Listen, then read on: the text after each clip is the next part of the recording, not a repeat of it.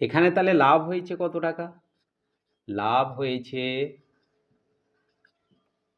30 টাকায় কিনে 34 টাকা 50 পয়সা বিক্রি করা হয়েছে। তাহলে বিক্রয় মূল্য মাইনাস ক্রয় মূল্য। তাহলে এখানে লাভ কত টাকা হয়েছে? না 4 টাকা 50 পয়সা। এই টাকাটা লাভ হয়েছে। গাইডেন্স সাপোর্ট ম্যাথ এডুকেশান ক্লাসে সবাইকে স্বাগত জানিয়ে শুরু করছি আজকের অঙ্কের ক্লাস। আজকের ক্লাসে থাকছে নবম শ্রেণীর কোষে দেখি 10.1-এর লাভ ক্ষতির অঙ্ক। আজকের ক্লাসে থাকবে একটা ইম্পর্টেন্ট অঙ্ক, 15 দাগের অঙ্ক। অঙ্কটা প্রায় পরীক্ষাতে আসে, সুতরাং আজকের ক্লাস থেকে অঙ্কটা তোমরা ভালো করে বুঝে নাও। দেখো, ক্লাস 9-এর কোষে দেখি 10.1-এর 15 দাগের অঙ্ক আছে। একটি বিশেষ ধরনের কলমের ধার্য মূল্য 36 টাকা 50 পয়সা। রফিক চাচা শুভমকে একটি পেন 2 টাকা 90 পয়সা ছাড় দিয়ে বিক্রি করে 12% লাভ করলেন। যদি ওই ধরনের আরেকটি কলম মিতাকে 34 টাকা 50 পয়সায় বিক্রি করেন, তাহলে তার মোটের ওপর শতকরা কত লাভ বা ক্ষতি হলো নির্ণয় করি। ক্লাস 9-এর কোষে দেখি 10.1-এর আজকের ক্লাসে 15 দাগের অঙ্ক, লাভ ক্ষতির অঙ্ক। এখানে আমরা লিখব যে কলমের ধার্য মূল্য। ধার্য মূল্য মানে কলমটার ওপরে দাম ফেলা আছে। কত টাকা? না 36 টাকা 50 পয়সা। 36.50 টাকা। এবারে এই কলমের ওপর ছাড় দিয়ে শুভমকে বিক্রি করলো। তাহলে ছাড় কত দিয়েছে? না 2 টাকা 90 পয়সা।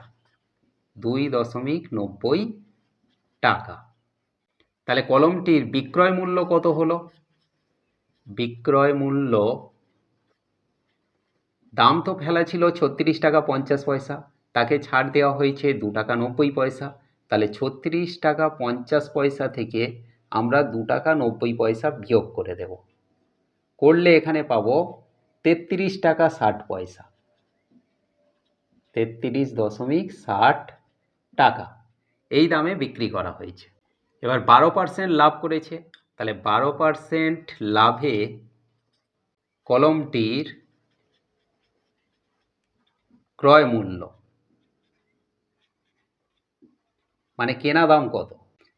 12% লাভ মানে শতকরা লাভ 12%, তার মানে 112 টাকায় বিক্রি করলে লাভ হবে 12 টাকা বা ক্রয় মূল্য হবে 100 টাকা। আর যদি কলমটা 33 টাকা 60 পয়সায় বিক্রি করা হয়, তাহলে তার ক্রয় মূল্য কত হবে? এর জন্য আমরা এইভাবে ক্যালকুলেট করব যে 100 ইন্টু 33.60 টাকা, এই যে বিক্রয় মূল্য।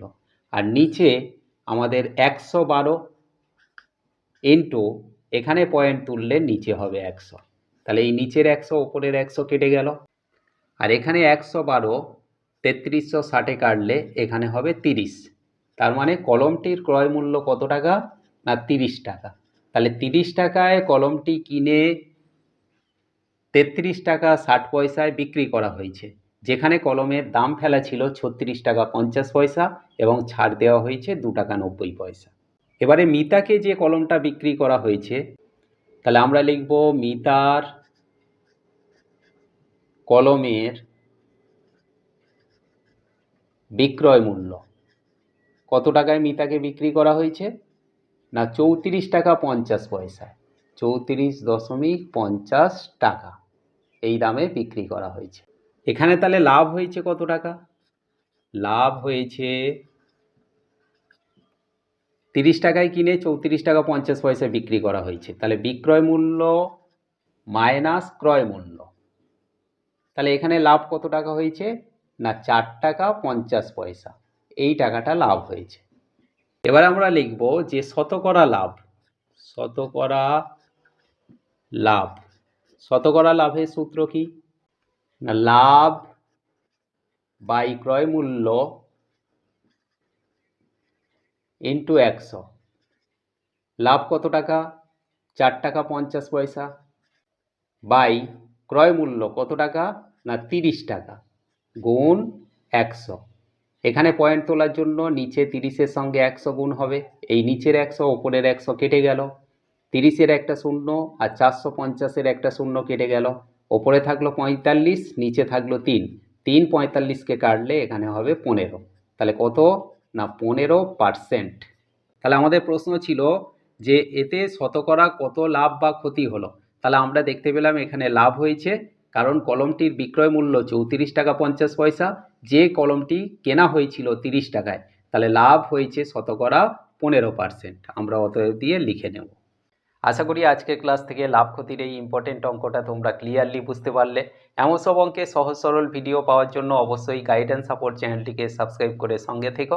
দেখা হচ্ছে পরবর্তী ক্লাসে।